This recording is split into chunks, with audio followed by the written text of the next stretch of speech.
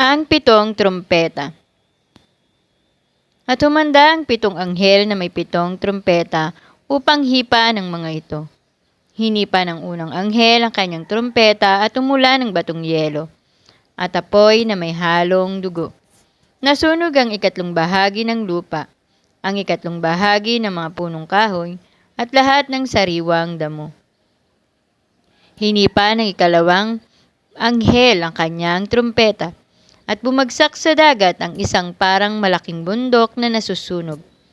Naging dugo ang ikatlong bahagi ng dagat, namatay ang ikatlong bahagi ng mga nilalang na naroon, at nawasak ang ikatlong bahagi ng mga sasakyang dagat. Hinipa ng ikatlong anghel ang kanyang trumpeta, at nahulog mula sa langit ang isang malaking bituing nagliliyab na parang sulo, at bumagsak sa ikatlong bahagi ng mga ilog at mga bukal. Ang bituin ay tinatawag na kapaitan. Pumait ang ikatlong bahagi ng tubig at maraming tao ang namatay pagkainom nito.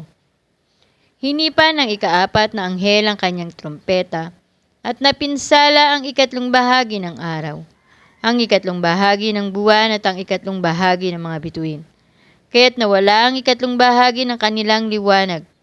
Nagdilim ang ikatlong bahagi ng maghapon at walang tumanglaw sa ikatlong bahagi ng magdamag. Pagkatapos ay nakita ko ang isang agilang lumilipad sa kalawakan, at narinig ko itong sumisigaw, "Kalagim-lagim, kalagim-lagim, talagang kalagim-lagim ang sasapitin ng lahat ng nasa lupa." Pagtunog ng mga trumpetang hinipa ng tatlo pang anghel.